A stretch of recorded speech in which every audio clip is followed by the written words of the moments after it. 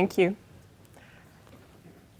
Whenever I'm having a conversation with a planner, and these days that tends to happen a lot, it usually doesn't take long before they tell me about the number one thing that tends to ruin their day, and that is poor forecast. Having an accurate forecast is crucial in supply chain planning.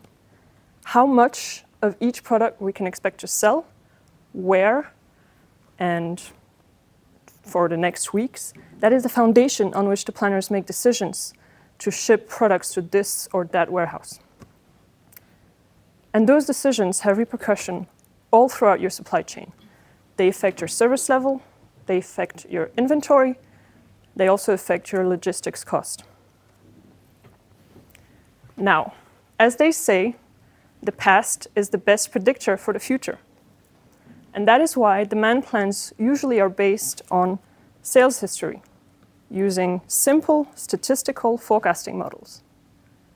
And those models are doing an amazing job at predicting the demand plan on an aggregated level and for the long to mid-term. And that is our problem. For fast-moving consumer good companies, that is simply not good enough. In the short term, there are variations in the demand, which are impossible to integrate in those models. And that's an issue for FMCG companies because they need to adjust their distribution almost day to day based on the latest input. So that's why we have a need for creating a more nuanced forecast, specifically when it is hardest to predict, which is in the very short term. So can we do better? Can we plan for these variations which are going to happen in the next couple of days? Well, yes, else I wouldn't be standing here. And that solution is called demand sensing. So what is it? Demand sensing is a technology used to fine-tune the forecast on a very short term. It differs from traditional statistical forecasting in two main ways. First, it uses a wide range of different inputs that affect the data, that affect the demand plan in the short term. And second, it breaks that plan into daily buckets so that planners can make immediate decisions. So when traditional forecasting uses only sales history as input, demand sensing uses all kinds of things. For example, that could be point of sale data that says something about consumer behavior. That could be competitor activities, or that could be open orders for next week. Once the forecast is adjusted, then demand sensing breaks it down into days using basically pattern recognition on a daily. So our output is an accurate, detailed, and responsive short-term forecast that adapts to the reality of the supply chain, that is based on what just happened hours or days ago, or what is just about to happen, and not what happened last year.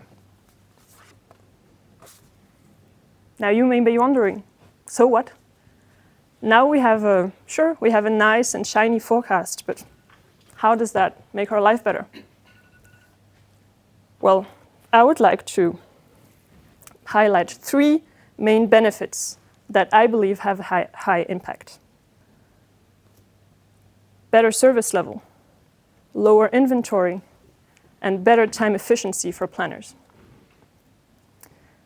Demand sensing allows us to close the gap between monthly demand plans and daily requirements. And that is no less than the gap between planning and execution. The planners now know where to route the products to have the right mix available right there when it is needed. And that directly links to better service level. Second point is we have a more accurate forecast. And a more accurate forecast allows us to lower inventory levels. We don't need high safety stocks anymore. Then we can reduce our net working capital. And finally, Now the planners have time freed up from supervising and manually adjusting this forecast day to day, which is a tedious task.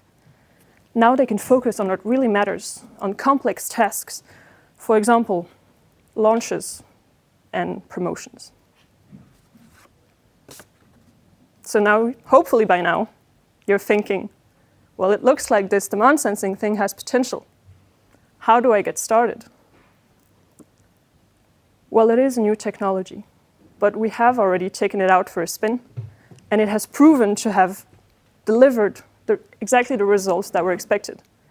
We have achieved out there fully automated, highly accurate forecast on the short term.